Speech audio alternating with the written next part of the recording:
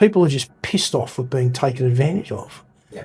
And it's easy to comment and say, "Oh, we're NIMBYs and we're not concerned," but we've got valid concerns here. A lot of people have spent their lives trying to build up these assets, trying to put food on the table for a whole lot of people outside of these areas, and you're willing to put all of that at risk so a multinational organisation can cash in. 3, 2, 1. Graham and James are cattle farmers out in Shady Creek in West Gippsland. Now, Shady Creek is as quiet an area as you will find anywhere, mate. So quiet. Beautiful. Exactly right. We thought where we lived was quiet. Yeah. Yeah. They had a DB reading of 25. Yeah, 25. Yeah. What did we have out here? We had 45. in what we thought was silence. Yeah. So it just goes to show. No noise, no light, nothing. When the sun goes down, it's pitch black with an ambient sound of crickets, the odd moo, bark or bar. Yeah. That is all there is. So when they're advised of not one but two BESS being developed in their neck of the woods, they were first shocked by the announcement, then flabbergasted at the lack of process, consultation and care. Despite locals and the council objecting to all of these projects, planning and preparation is pushing on.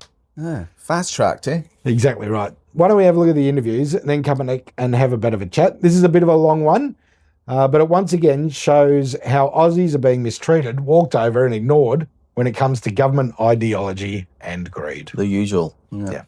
Thanks for joining us today. Just an intro on who you are and where we are. Sup, man? Yeah, well, we're in Shady Creek. Yep. My name's Graham Pigden. I'm a beef farmer and have been here for 30 years. Wife as well. Love the place. Yeah. And James Faithful's my name. I've been here for about 11 years with my family. My wife Rachel and 3 young kids. We're beef farming as well. Run about 60 cows and calves. And love the area. Love the reliability of the seasons. Love the just the reliable rainfall, the weather, the temperate weather, the carrying capacity. I used to be up in the hills at Mountain View, and it's up near Strzelecki. And just getting around that country was just so much more awkward than getting around here, where you can just do anything with the land. It's very flexible, and it's an enjoyment to work it. It really is. Yep. So we're not in a renewable energy zone. We'll say that right from the get-go. No. Shady Creek, Darnham, No. Yarragon, Trafalgar, none of those are in a... none of them are in a... And there's 6 projects that have popped up out of the woodwork, and some of them extremely close to you. You've got one, literally, you'll see it out the back door. Certainly we'll see it from all over the property. Yeah. Not so much from the house, but yeah, every time I go down the paddock, I'll be looking at it. Yeah. And that's a BESS. Yeah. Yep. That's a 200 megawatt, is it? Yeah. Yep, that's 200 megawatt. Yep. So still acres of... Yeah, I think in batteries. total they want 10 acres for it, but the other side of the question is they're leasing 30 acres and they won't tell us what the other 20 acres is going to be used for, so we don't know. More batteries or solar or... I doubt solar because they need hundreds of acres apparently, but maybe more batteries or data centres or whatever, you just don't know. And it's chosen for the location, which is transmission lines. There's transmission lines running right through this area. Yeah, Yep. that's the sole reason for being here. Yep. Yeah. So take us back, when did you first hear about projects popping up in your area? Well, I got a leaflet from Samsung RE2, I think, in I might have been July, August last year. August, they sent. Yeah, last year. And very sporadic. Look, some of us got something, others got nothing, and that was with reference to the actual Samsung BESS that's being proposed.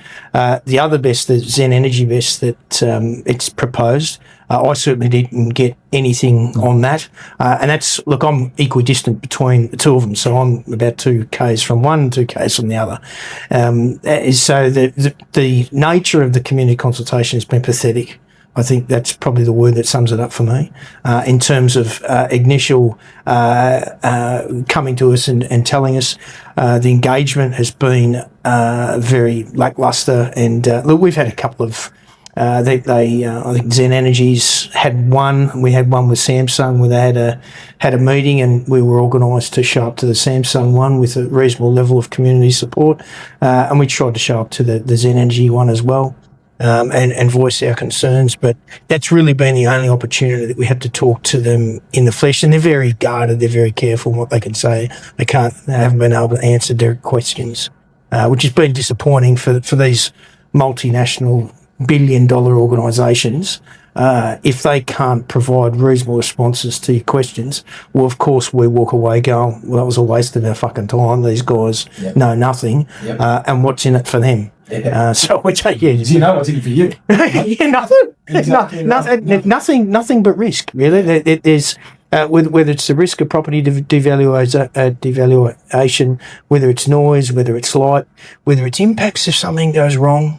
Whether we are in a bushfire risk area here with bushfire management overlays, something goes wrong, if there's a fire, none of those details have been thought through. None of those impacts have been thought through from the renewable energy developer putting themselves in our shoes to then, how are these farmers going to cope with this? But you would have thought that some of that foresight would have been, they would have done some thinking in that space, but none of them have. No. Absolutely none of them have. No. It's they're committed to just getting their project in and maximising their returns for their shareholders, and they don't give two fucks about anybody else. And most of them get it set up, and then sell it, and then sell it, and then sell it, and then by the time you've sold it 5 or 6 times, the community's forgotten. So, what about individual? Have they been to your property, independent community consultation, anything? Have they come? I mean, they're literally next to you, nothing, no neighbourhood chats, no, nothing at all. Right. No. The guy between us that owns the property between me and where it will be was never contacted by him. Oh, Nothing. right, He didn't live there, so he didn't count.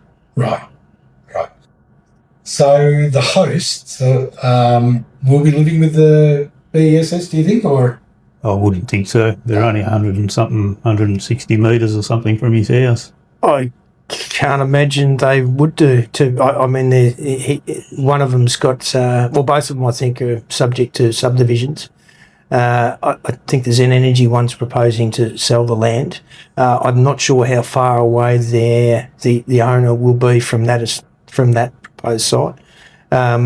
This guy up the road here, he's not very far at all. I can't imagine with the noise that comes out of a BESS that anybody would want to live within a kilometre or a couple of kilometres of the bloody thing. It's horrible. So tell us about, you've been doing your own tests, Yeah, we did a couple of agricultural tests. Yeah. That involved a tractor and a decibel meter? Look, a few tractors. Yeah. So what happened there? What were you trying to achieve, and what brought it about? I guess it was just we started doing a bit of investigation in terms of the noise, what we'd expect, especially after going down to see the Cranbourne BESS. I haven't seen Cranbourne BESS fully lit up at 100% fan speed going hard, but I was there and that noise was, and they had a sound wall there. That was enough noise to make me worry.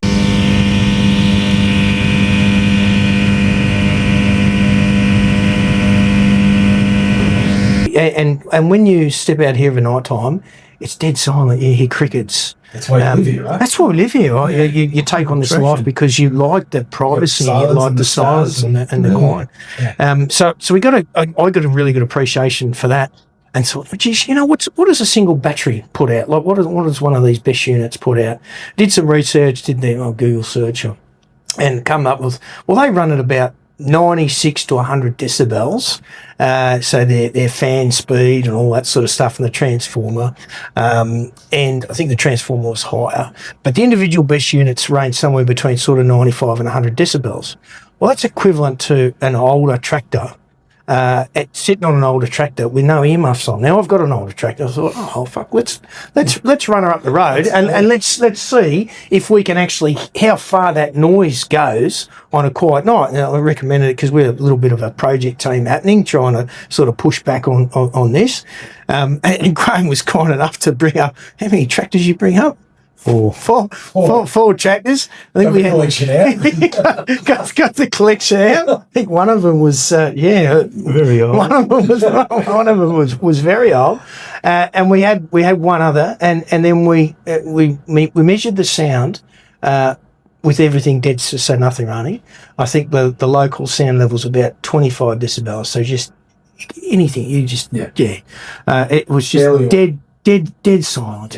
And then we lit my tractor up, and then we lit all the other tractors up, and then we revved them up to about 96 decibel, and fuck me, like the noise coming just from those 6 tractors alone, we could hear 700 metres away at another property, at a neighbouring property.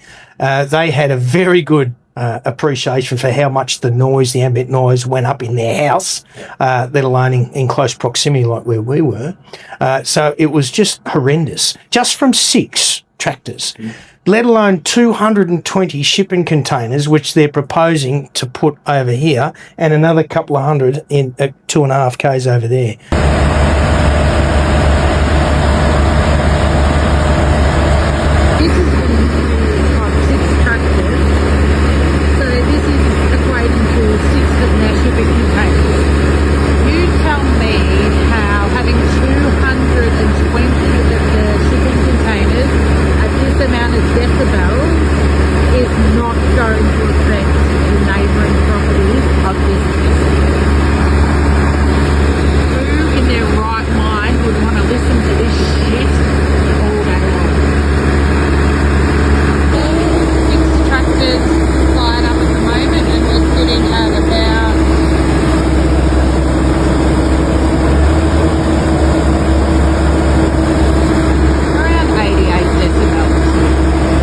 The noise would be absolutely horrible. Now, I know they're supposed to be self-containing and all that sort of good stuff, but that noise alone, one of the reports that I read from Zen Energy in their submission was that animals will have no problems coming near these BESSes. Well, I can tell you, having those 6 tractors lit up at 96 decibel, there was no fucking animals near us. They were gone. I'd sailed out of the place. No way were they coming anywhere near us. And so that has a direct impact then on our businesses. So any whether it's growing cattle, whether it's the other neighbouring cattle, whether it's the dairy cattle that are surrounding the Zen Energy BESS, it essentially, that noise in itself has the potential to sterilise a lot more land than what these organisations are contemplating in their submissions. It's not just the land that's taken up by the BESS and the transformer. It's potentially much larger than that. Yeah. And if animals can't graze on that land because they're impacted by noise and won't go near it, well, what does that mean to people's milk checks? Yeah. What does it mean if people can't use half their farm because animals won't go there? I mean, what happens then? None of this has been assessed. None of this is the point I was making before. These organisations, they haven't really put themselves in our shoes to say, well, geez, these people have got a point. So in their submissions, does it state noise travel? Yep. How far away? Oh, I can't remember, but they had hundreds and hundreds of metres of noise contours emanating out. Right. So a lot of people that comment on our videos that don't understand, they talk about the NIMBY effect, and it's just a bit of noise put up with it. But what people don't understand is when you're in metropolitan or city areas, you've got a lot of things that block noise, be that a road, other houses, buildings, shops, whatever. Out here, there's nothing to stop the noise. It just travels. It travels. Yeah. It travels. What is very quiet here sounds quite loud, which is completely the opposite to metropolitan. So what do you say to those that say it's just because you don't want it in your backyard? What do you say to that? I would say you need to consider the overall risk profile for these projects. When people do step into our shoes and really try and appreciate the magnitude of what we're facing and the impacts to your potential business and your livelihoods and everything, all the time and effort that you spend investing in your farm, all of that is potentially put at risk for somebody else's greed. Now, I'm not seeing that as a NIMBY effect. This could be, anybody could have this issue. And I think we're seeing this across Victoria and across Australia in terms of people are just pissed off with being taken advantage of. And it's easy to comment and say, "Oh, we're NIMBYs and we're not concerned," but we've got valid concerns here. A lot of people have spent their lives trying to build up these assets, trying to put food on the table for a whole lot of people outside of these areas, and you're willing to put all of that at risk so a multinational organisation can cash in. That's just shocking. It really is bad. It is. What makes you the most nervous about a BESS being in the area? Is it the fire risk? Is it the noise? What is it that you think, wow, I just don't want that here? To me, it's the fire risk. Just like, what impact is that going to have long term on the land? We know the factories have said that they won't pick up the milk if there's an incident. Meat and Livestock Australia haven't come out and said whether they will or won't, but I couldn't imagine they will. What do you do with your cattle? Suddenly I've got $500,000 worth of cattle and they're worth nothing. No income. Still got all my bills. Nowhere to live because I can't graze the land. And you're just not going to know. No. But what happens if this thing goes up at 2 o'clock in the morning? No one can fight the fire. Well, at minimum, it's going to be 2 hours before anyone even gets there. Yeah. They have to come out to have a look to make sure there is a fire to start with, and then they've got to get the fire brigade here. So they've got to come from either Traralgon or Cranbourne, assuming they're not doing something else. Minimum turnaround's going to be a couple of hours, so it's got a fair head start. The CFA isn't trained or equipped. The local brigades won't. They may come to my house and try and stop it from catching fire. But if that thing's spewing toxic fumes out and toxic chemicals, they're not going to want to be anywhere near it. They're not going to sit at my house and get covered in whatever's coming out of it. And we'll be the same. We'll be evacuated, I would imagine, very smartly once they knew what was going on. But like I said, could happen at 2 o'clock in the morning. So impacts on your business, obviously there's impacts on you personally, there's impact on your family. There's also impact on business from an insurance point of view, from potentially, like you said, whether your milk's going to get picked up if there's an issue, or what it may or may not do to the animals. You don't know what it may or may not do. The insurance side, has that been looked into as yet? Your liability, anything like that?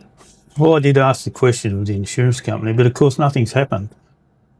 So at this stage, it's early days, but it's a bit like flood insurance. It's all very fine until you have a flood. Yeah. And then subsequently, try getting flood insurance. Yeah. And I'd see this being no different. Like, we just will not be able to afford it. We're also liable if a lightning strike hits my property and it sets the BESS on fire. I'm liable, or my insurance company's liable, for the damage to their property. So you've got to hope the liability covers it. Well, yeah. It may not. Based on a couple of the ones we've looked at. No, I don't. Yeah, I look, Vic Ritters puts out some guidance material when it comes to organisations, renewable energy developers, and what they can claim, the limit of liability that they can claim out of, say, if, a fire starts at a neighbouring property's place, how much they can claim for.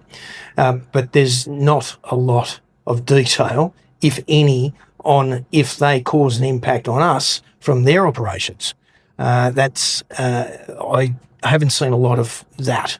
And because it's a multi-million-dollar question. If all of a sudden there's an event on their site, let's say contaminated water gets to the local creek, which we draw out of for our stop water, and poisons our cattle, whatever it does, do we have any recourse? Are we able to sue? Are we able to go after their insurance? Do they need to have a minimum amount of insurance. There's not a lot of discussion or acknowledgement within documents I've seen that point to, I know that all the organisations such as whether it be Zen or Samsung need to have a $500 million insurance policy or $1 billion insurance policy that ensures that if there is an incident due to their lack of detail in their planning, that we have recourse and we're able to hire a barrister or a solicitor or whatever we do and go hard and get compensation for the impacts that they've caused to us and our livelihoods. What you would deserve. What we would deserve. Nothing more than what we would deserve. Yep. We've noticed your signs are up and down the highway and everywhere, and that Samsung in particular can go forth and prosper, which is Yeah. excellent. Yeah. Any reaction to that? What have they? Have they said anything about that? Have they soaked up or? No, I haven't seen anything from Samsung. Look, they're quite a talking point. I'm sure they were aware of them. Let's say that. But yeah, no reaction. Until I saw those signs, I didn't even know they were involved in BESS, I must admit. So now I know. We're not the first one. They've got a big solar farm and BESS over at Rubicon, which are fighting them as well. Yeah. It's 700 acres, I think, of solar panels over there in the Rubicon Valley, right near the state forest. Right. And so Samsung's have got their finger in a few of these. Yeah. So where are we at with these projects? They're still awaiting approval. Is that? We've got the Zen Energy one. They've put their application in, and we've provided objections. So they've been planning this project for three and a half odd years. Due to a streamlined approvals process where the local council doesn't get a say in any of the actual approvals, personnel that like to raise an objection have 5 weeks to respond to detailed technical consultant reports that have been prepared for the last 3.5 years. Piss week. So we've objected to, obviously, a number of objections have gone into the Zen Energy proposal. Samsung, we haven't heard anything from at the moment. They're said that they're going to put in an application, but we haven't seen it as yet. So we're sitting here just grinding the pitchforks, getting ready for that one.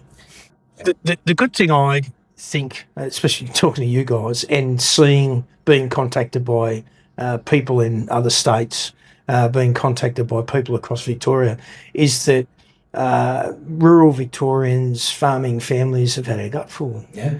Whether it be the VNI in the west, whether it be these batteries that are going in haphazardly all over the countryside, renewable energy projects going in all over the place. People are fed up. Yeah. They've had enough. That's exactly right. And Communities are standing up. Communities are standing up, Which is awesome. which is really positive. And we've got to, because if there's enough of us and we can put pressure in the right areas, I'm hopeful. Yeah, and I guess what we need to also consider is what's the alternative, and that's the multi-billion-dollar question, because I think there are alternatives out there that exist that need to be fully explored and thrown into this discussion about this process, this voyage that we're on at the moment. Just have these reasonable discussions out there without people getting ideologically maddened and just crazy about certain positions on things. Let's take a reasonable adult approach and put all the issues and put all the incentives and subsidies and all the other bits and pieces on the table, and let's see what stacks up. See what's the best subsidies approach. we are paying for wind towers, we could have put nuclear reactors in. No doubt about that. Most of them are getting between $850,000 and $1 million a year in subsidies, $850,000 and $1 million a year per tower in subsidies for the government. That is an insane amount of money. And that's the link almost to those people that cry NIMBY. They need to understand that they're paying those subsidies. Correct. It's all of us. Yeah. It's that government playing around with our money. They strip that away from everybody, and they give it to these multinational organisations to. So for those NIMBYs, you asked me that question before. Well, you're paying for it too. So you in one form or another, whether you like it or not, we all suffer. Yeah. Cheapest form of energy The cheapest form of electricity. Absolutely. And I'm still waiting for me $275 or whatever the fuck it was. I've never said that. Anything you really want to get off your chest that you want to say, you can look down the camera and say whatever you like. No, listen, I think we've been pretty proactive on pushing back, and we'll continue to push back against stupid proposals and do as much as we physically can, whether that be legally, whether that be trying to hit these organisations where it hurts in terms of their reputation, to demonstrate that we're just not going to be a walkover. It's going to be a lot harder than you think to get anything in this area. Good. Nothing more than that. Yeah, no, James, what do you do? All right, we'll let it there. All right, thanks, guys. So this interview inspired us to get along and have a look at the BESS in Cranbourne and West ourselves, and we were shocked at how noisy it was, weren't we, mate? It's pretty loud. And Yeah. bloody lights everywhere. Yeah, lit up like a Christmas tree. It was, yeah. Yeah. It was an eye opener. I mean, we were thinking, oh, it's not going to be that loud. It was friggin' loud. So much so we went and bought some equipment and went back and Yeah, measured- tested the decibel level. What did it get to? 64? 65, I think. 65. And because we were 20 metres away from the nearest battery, the noise had dissipated. 26.4, Something like that. every 20 metres or something. Yeah. So when you add that together, standing right next to it, it'd be 90. Yeah. Which is what they said. That's 90 exactly what they decibels. said they were going to be. And it's not the noise you can put up with. Nah. It's a scream. It's horrendous. Yeah. Anyway, so we love their tractor experiment. That's really what got us going. Yeah, and it just shows you what it would be like. And of course, sound travels much further where they live. Yeah, well, there's nothing for it to like bounce off of, is it? It's It all just open. goes. Yep. And although the sound will dissipate over an amount of distance, they have no sound there. It's like peaceful. Yeah. So having that sound in the background, and with those freaking lights, that would be murder. Yeah. It'd be horrible. It makes you wonder why the energy companies can't come out and be honest about how this will affect you. They can't because it will never get passed. Exactly right. They can't because it's wrong. Exactly right. The NIMBY argument really annoys me. Not Not in my backyard. in my backyard. Yeah. Yeah. Everyone chooses to live where they live for a reason. It might be convenience to amenities, it might be close to work, affordability, cultural surroundings, or just the vibe of the area, right? But everyone chooses to live where they live for a reason. In this case, it's the desire to live in the open, in the quiet, to work the land that you live on, and to enjoy the peace and quiet at the end of the day. That's why they live there. That's why they're there. And it's being taken away. And people don't get it. Yeah. That's why all of a sudden there's a kick up about data centers in metropolitan areas. Because now they're feeling it. Yep. Because they're like, oh, wait, not in my backyard. Yeah. For the exact same reason. And they're saying, oh, they shouldn't be here. They should be in rural. Yeah. So because they're the same. That's all fair and well. Those people saying, oh, yeah, we're having a meeting at Port Melbourne to bloody talk about this data centre. We don't want it anywhere near us, but it should be in rural or like out in the sticks. No, it shouldn't be out in the sticks. No. Because people live in the sticks. Yeah. Not as many as Port Melbourne, but like they got to think about this before they start pushing it everywhere but where they are. They're putting them where it least affects their votes, mate. And not only that, it's majority rule, isn't it, really? Yeah, exactly right. So when it comes down to it, people are pissed off at being taken advantage of. People spend all their working lives building up their businesses, their assets, and it can be destroyed in a matter of weeks, mate. Yeah. What's going to happen to those properties once those BESS land? That's going to be very... A, it might be harder to farm because the cows may not want to go near it. But B, it will be harder to sell. Yeah. I don't care what anybody says. No, exactly. I mean, you don't want to be moving out in the middle of nowhere where potentially you're going to have peace and quiet and then having this bloody great big friggin' factory things making all this humming noise. It's like, you're going to be there for 5 minutes and go, oh, that's why the property's selling so cheap. Yeah. And go, nah. Exactly right. The other thing that people talk about, which is real, is the fire risk. If there is a fire, these properties are going to be abandoned in their hour of need. Their produce, their meat, their milk will not be picked up. No. No one's coming out to... No, save the cattle. No. Their properties won't be defended. The CFA might try and put some water over their houses, but if there is toxic smoke coming out... They're going nowhere near it. No, and even Graham said he's going to leave. Yeah. Yep. Because you don't know what effect that's going to have either. And liability is a huge concern here. If a lightning strike hits Graham's property and the fire moves to the BESS, He's liable. he's liable. But if it happens the other way around, the energy company won't say whether they're liable Yeah. because they want the host to be liable. Yep. It's a win-win situation for, them. the energy Yeah. company. Yeah. Again. Yeah. I don't think the hosts really look at the small print, do they? They Well- just see the money and go, sweet.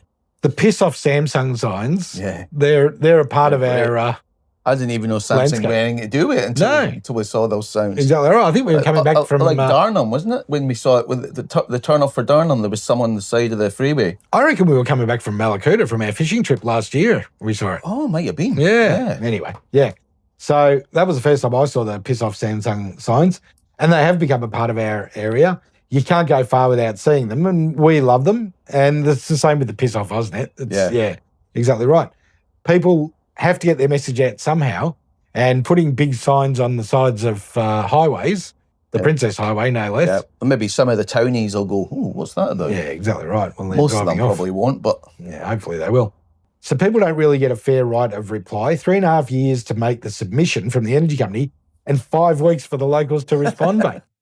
And we heard Emma say some of these are 10,000 pages, mate. yeah. What are you going to do? Freaking hell. You're going to take 5 weeks off work to read You it? tell me that's not a plan. No. I mean, Absolutely. That's right. Yeah.